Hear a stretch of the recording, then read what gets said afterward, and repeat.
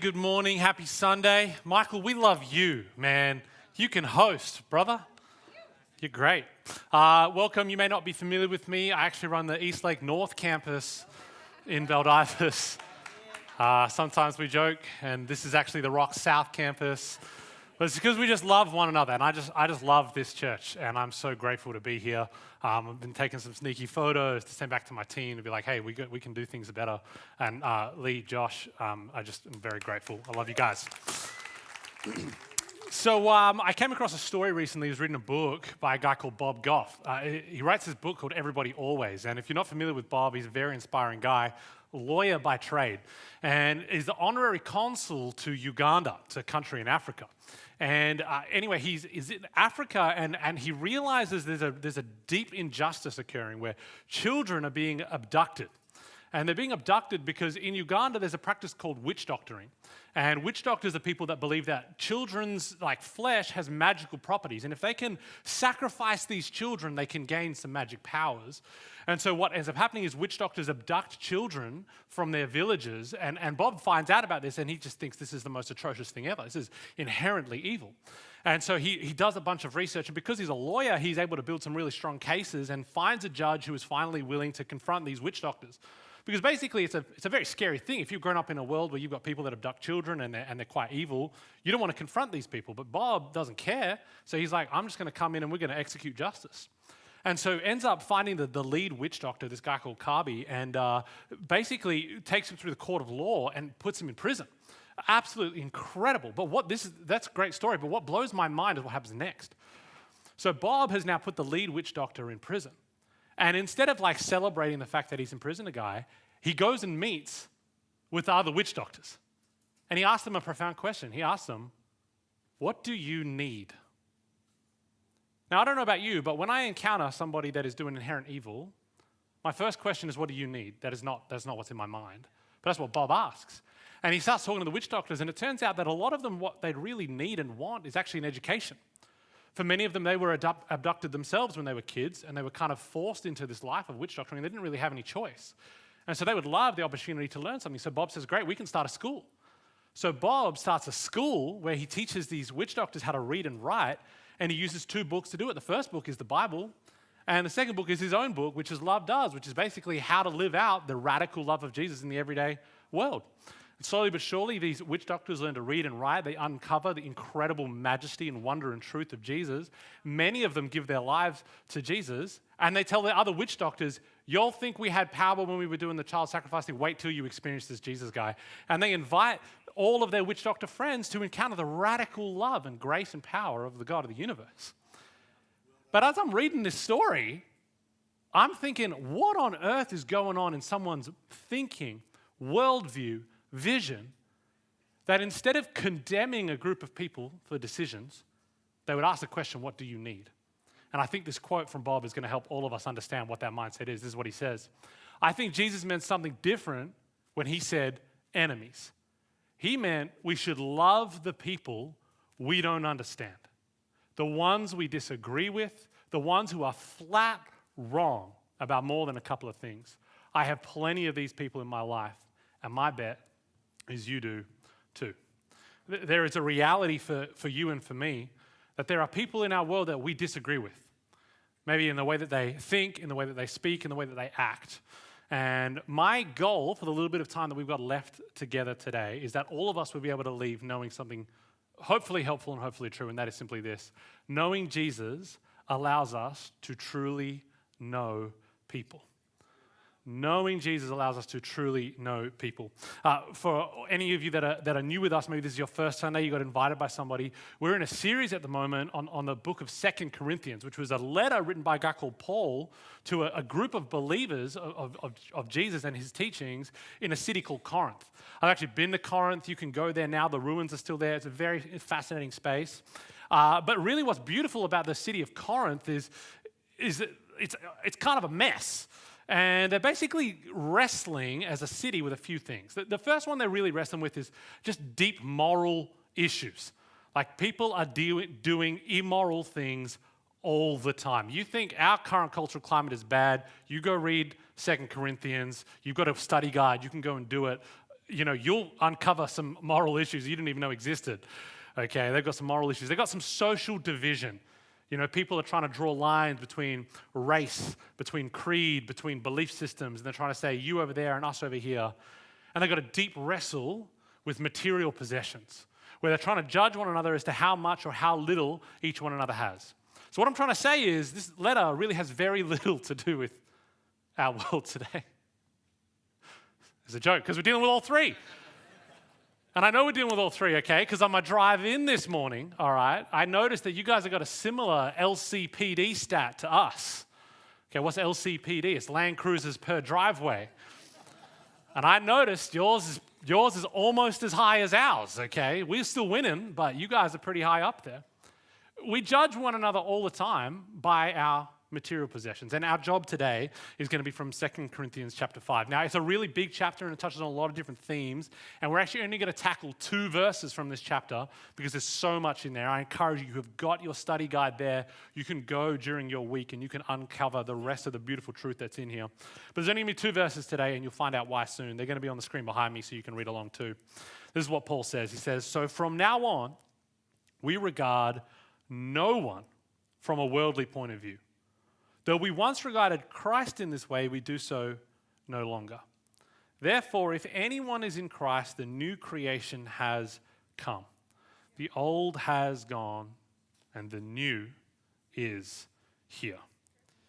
Very, very short passage, but I think it has the potential to change your life today.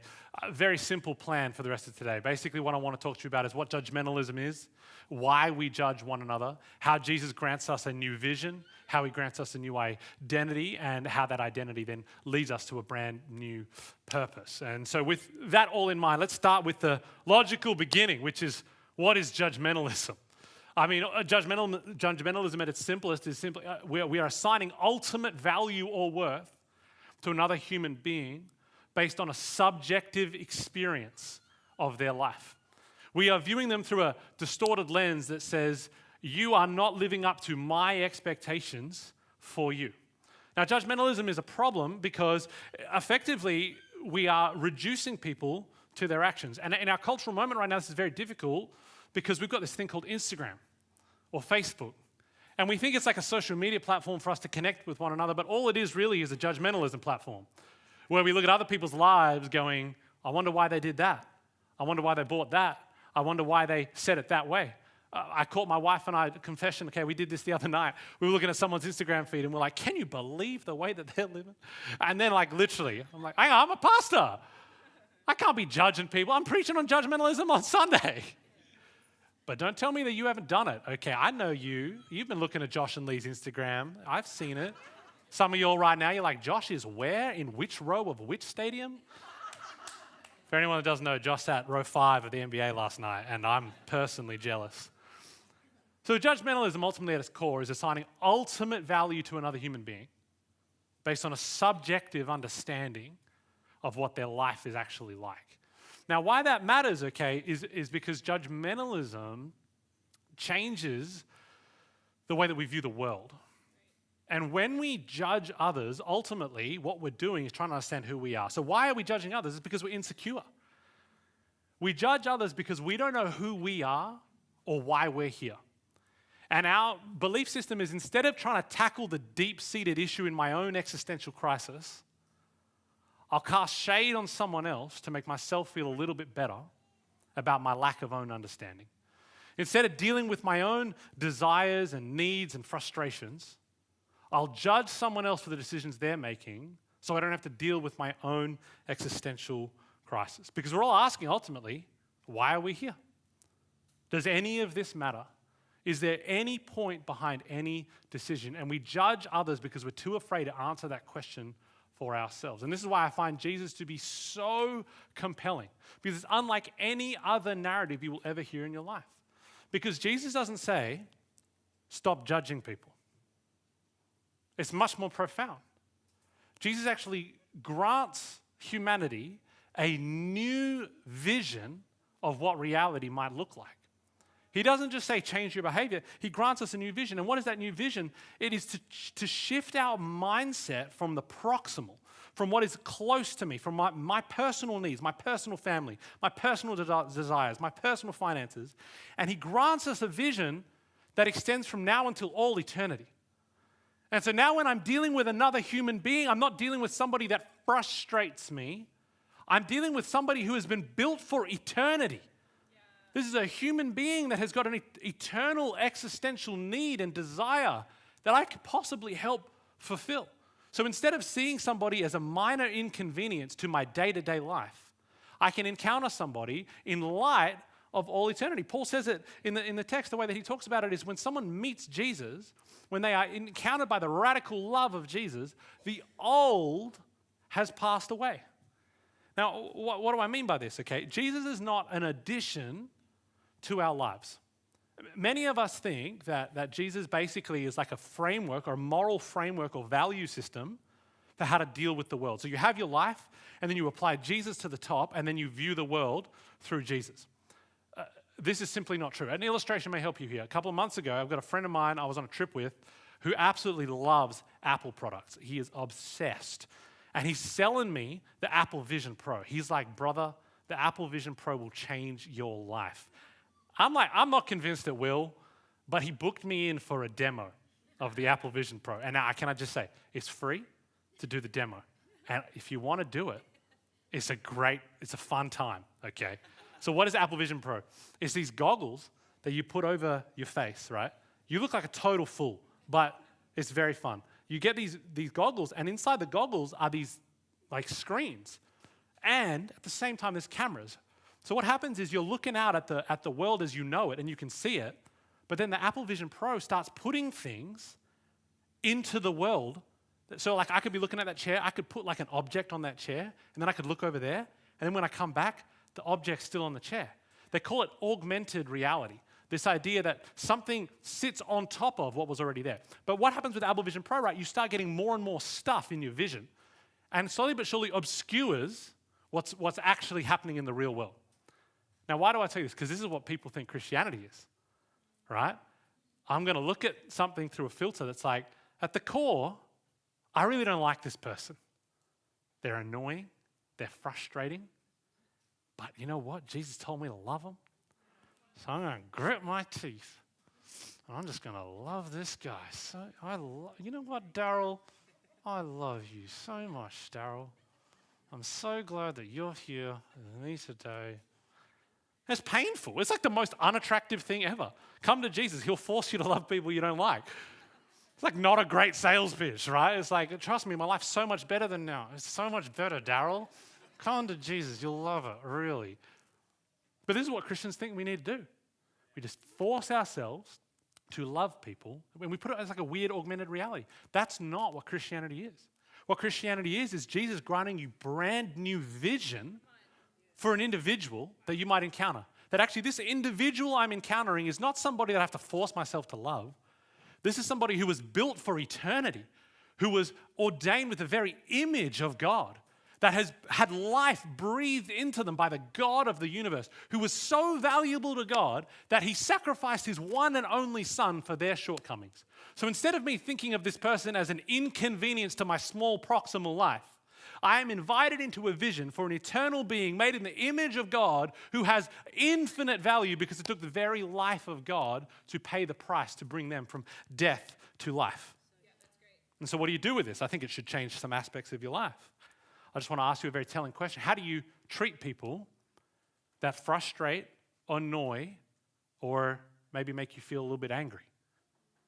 What do you do when people disappoint you? Do you move towards these people? Or do you move away from them? Do you love these people for who they could be? Or are you frustrated by who they are in a moment? Some of you are like, no, I'm great, I'm loving. Let me I'll ask you a better question, okay? Do people like hanging out with you? How do you know that? Hey guys, want to grab a beer? If everyone says no every time, they don't like you. Maybe change your method. Jesus, we've got to remember this. Jesus hung out with notorious sinners, and they liked hanging out with him. The people that religious elites were scared to be associated with, Jesus spent the majority of his time with, and they loved hanging out with him. So how do you know whether or not you are judging somebody based on who they are versus where they've come from? Very simple. Do they like hanging out with you? Now, why do I tell you all this, okay? Because when we get this new vision of reality, it does so much more than just simply change the way we interact with others. It actually changes the way we interact with ourselves. Because with new vision actually comes brand new identity. Now, how do I know that to be true? Because who we are changes how we live. And the way that Paul talks about it here, he says, anyone who belongs to Jesus is a new creation. And if you are following Jesus in the room today, anyone includes you. You are a brand new creation. And this is difficult for us to really swallow because, in our current cultural moment, we really are in a weird phase of self-identification, right? We are exhausted by the fact that we have to identify who we are, what we stand for, and why we're here. And almost every day, we're confronted with a new version of what the world looks like. And so all of us get to the end of a day and we're so exhausted because the whole entire day we're questioning, who am I? And why am I here? And this is why I think the vision that Jesus grants us is so edifying, because he says you, today, at Eastlake Church in Mandurah, have the opportunity to be a brand new creation. You would not be seen for all that you have done, but you would be seen for who you might be. We want to look at people not based on what they look like now, but on the progress that they're making. Helpful illustration, okay? There's a street urchin that's living on the street, because that's where street urchins live, because it's bad storytelling. But the urchin, one day, is sitting in the gutter like he always does, and the king of the town comes by him and sees the street urchin, and in a moment of compassion, adopts the street urchin into his family and grants him the title prince, adopts him in as a full-fledged son.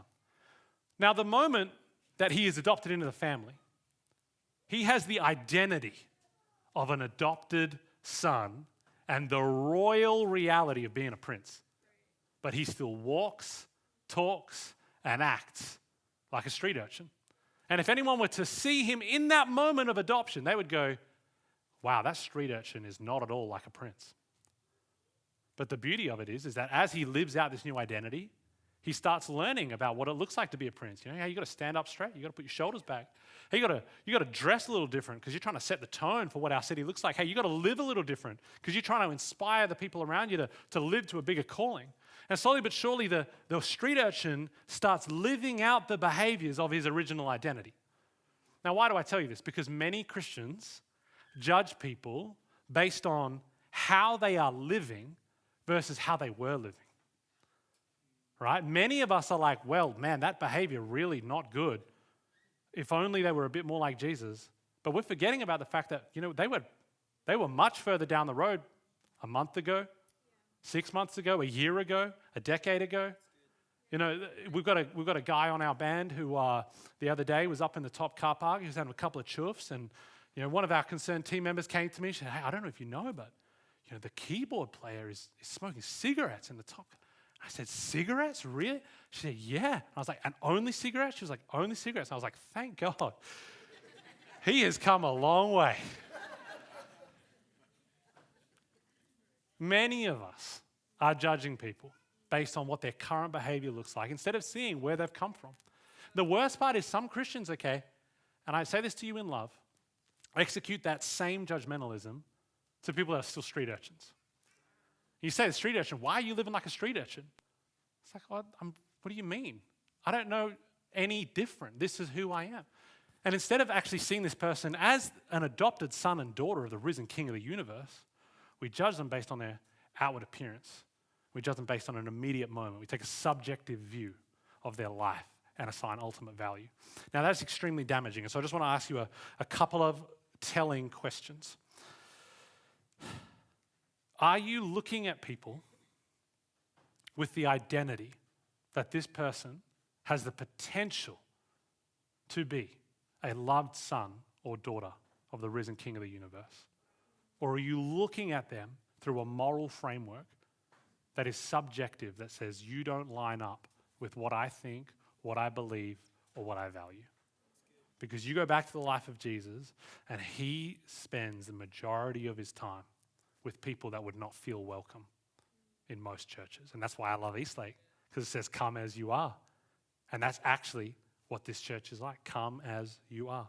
So so we're all on the same page here, okay? We're trying to understand, well, what judgmentalism is, assigning ultimate value to someone based on a subjective view. We do it because we're insecure, and this is the beauty of Jesus, that he grants us a new vision, and as we gain a new vision, we gain a new identity. But what's beautiful is when vision and identity align, what we end up with is purpose.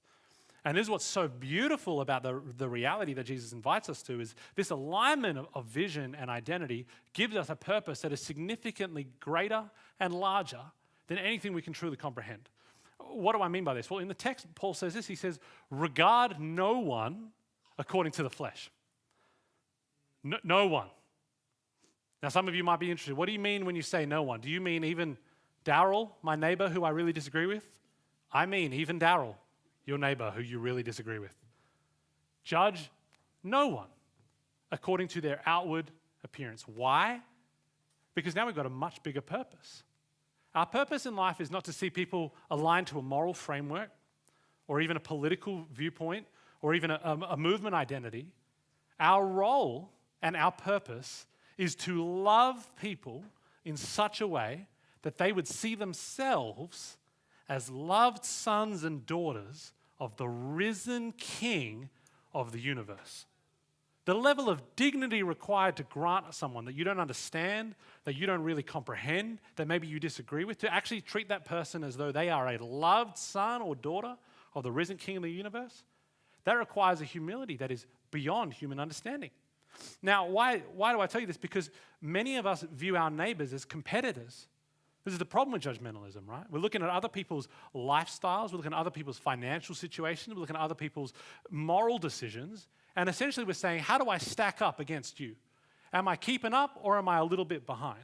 Right? This is a problem with the LCPD stat, right? Because you're kind of wondering, well, they got a 200 series, I got a 100 series.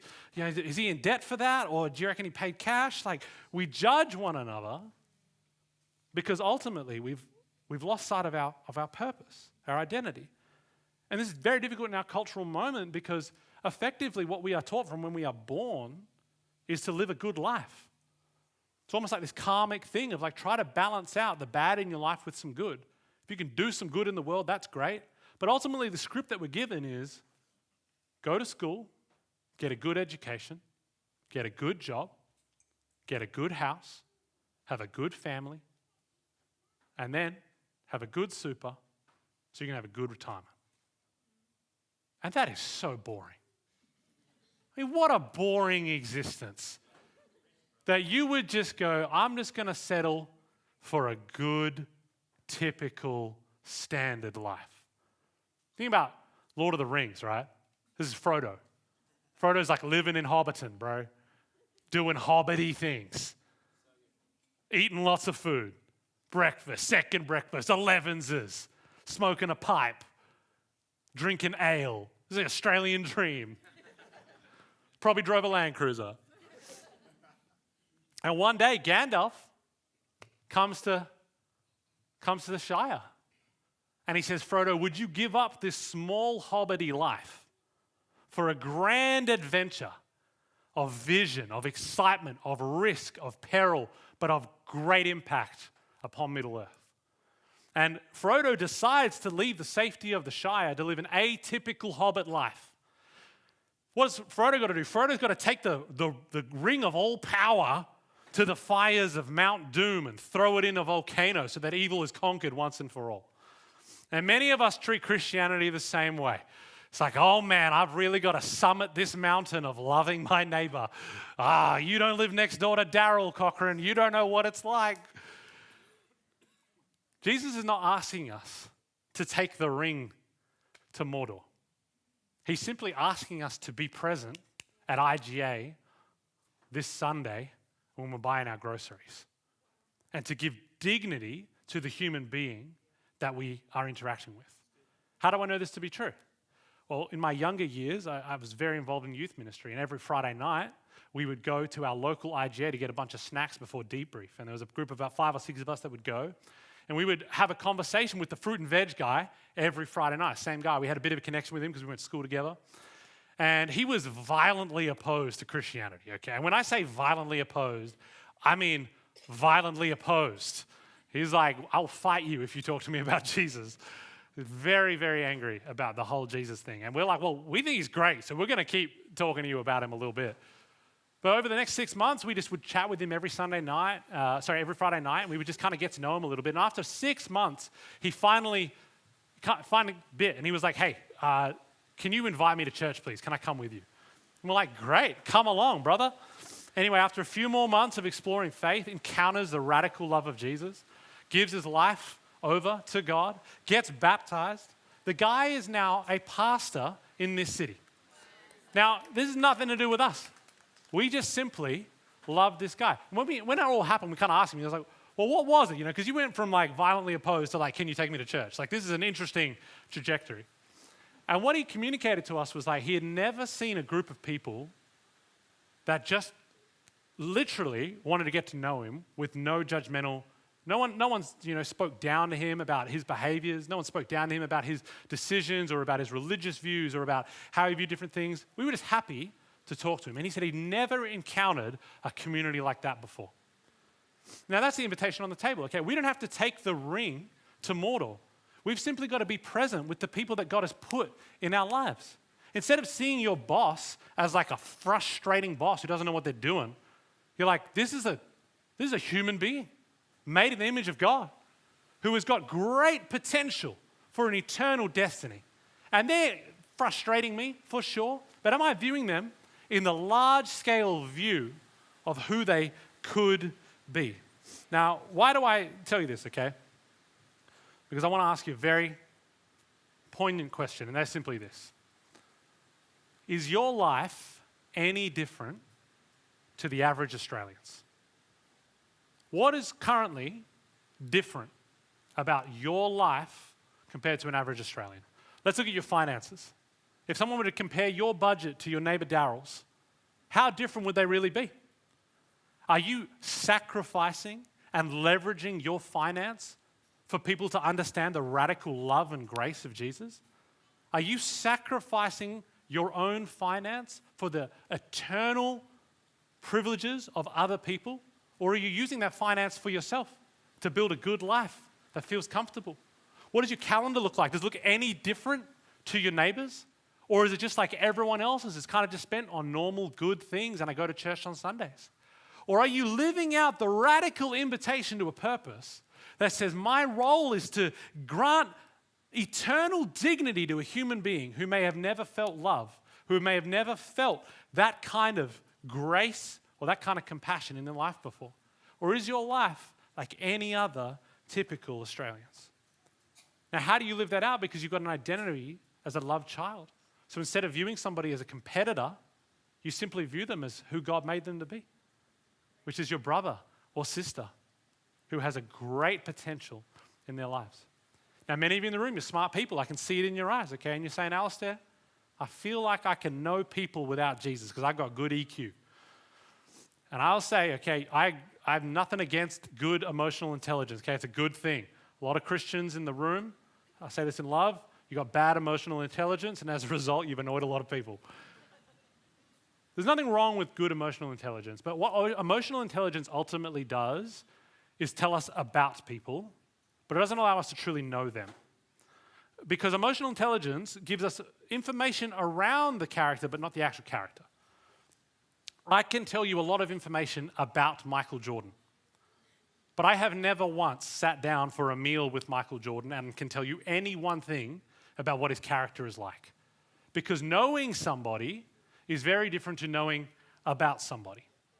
And the problem for many Christians is that we believe if we can know enough about the world, if we can know enough about our culture or about our neighbors, we're loving them.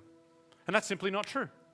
What we are called to is to know that person, not based on their outward appearance, not based on their moral decisions, not based on what it looks like they're living out, but on who God sees that person to be. Now, the difficulty with this, is that we all think we do this, but in reality, we don't. How do I know this to be true? The only way that you can genuinely know and love somebody is if you can move towards them when they hurt you. But if you're anything like me, when you have been hurt by somebody, your natural inclination is not to move towards that person. It's in fact to move away, to become more guarded, to put more distance, and to say, well, if that's how you're going to be, then you are separated from me. And so the only way in which we can move towards somebody that has hurt us is if we have experienced the radical, life-changing love of someone moving towards us when we have wronged them. And this is why Christianity is such a beautiful narrative for all of us to be invited into. Because Jesus knew you before you knew anything about him. There's a Psalm 139, it's one of my favorites. It opens with this incredible line. It says, "Oh God, you have searched me and you have known me." You have searched me and you have known me. I mean, that is mind-bending. That the God of the universe has searched through all of the dark crevices of my soul and my life. Every bad decision, every time I've hurt someone, every time I've lied about it, every time I've tried to cover it up, every time I've done something that I wish no one would ever find about. God has searched all of that mess and all of that brokenness. Not only does he search it and know about it, he doesn't just do that. He knows me. You have searched me and you know me. So you understand the makeup behind every one of those decisions. You understand why I did every one of those decisions. You understand my brokenness. You understand my shame. You understand my guilt. You have searched all of this brokenness and you still reached out to me to know me despite the fact that I did not deserve knowing at all. This is what is absolutely profound about the very narrative of Jesus, because instead of moving away from us when we wrong him, he moves towards us. He truly knows us, even though we have said to him, please don't know me. Instead of just looking at us going, you judgmental fools, I condemn you now.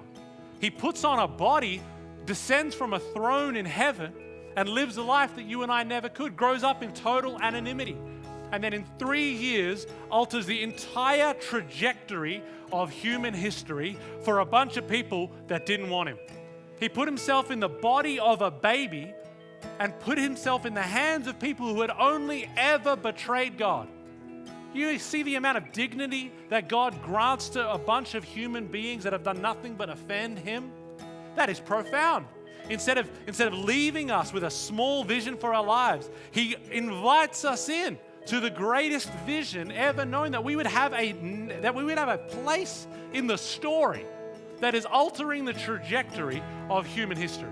That he would not leave us as the urchin on the street in the gutter, but he would invite us into the royal family and say, you in row 4 of Eastlake Church are a loved son and a loved daughter of the risen King of the universe. And sure, you got some mess in your life. We'll work on that as we go, but you need to know you are loved. You are sought after. You have been pursued. God knows you in a way that no human being ever could, that no system ever could, that no therapist ever could, that no spouse ever could. He sees you, he knows you, he loves you, and has pursued you in no way that is humanly comprehensible. Now, could you imagine what Mandurah would look like if we lived this out? If tomorrow when we went to work, when we were irate with somebody who made a bad decision, instead of seeing them through the grit lens of, I'm going to love you anyway, we were reminded, my gosh, this is a loved son, the loved daughter of the risen King, who's trying to work it out. They don't know who they are. They're just as confused as I am. Do you imagine what that does in 6 months' time? What it does to your street if that was the attitude that you dealt with your neighbors? And instead of them being a little bit standoffish with you, being like, oh, you're going to come Bible bash me? It's like, hey, I just love you for you and I want to be your friend. My gosh, I just think it's incredible. And that's what I think is so beautiful about Eastlake Church is you guys are already living this out. There are people in the room today that are here because somebody loved them, walked alongside them, and when the time was right, invited them into this environment. They might hear the radical love and hope of Jesus. And maybe for you today, this is your first time in a church, first time ever hearing that there is a radical God who so deeply loves you and has so deeply valued you that he sacrificed himself for you. And so we don't want to leave you alone in that. And so we're actually all going to stand together now as a whole gathering of people. And we're going to sing the name of Jesus over your name and over your life. And I just want to challenge all of us in the room, if we are followers of Jesus today, would you have somebody in your mind as you sing out, I speak Jesus? Maybe it's your neighbor Daryl. Maybe it's your sister Susan. Maybe it's your boss. Would you actually have someone in your mind as you sing out the name of Jesus over their life and over their story? Let me pray for us and we'll sing together. Well, Holy Spirit, we just want to thank you so much that you are here with us. And we just pray, God, would you invest in our hearts right now? And would you grant us a greater vision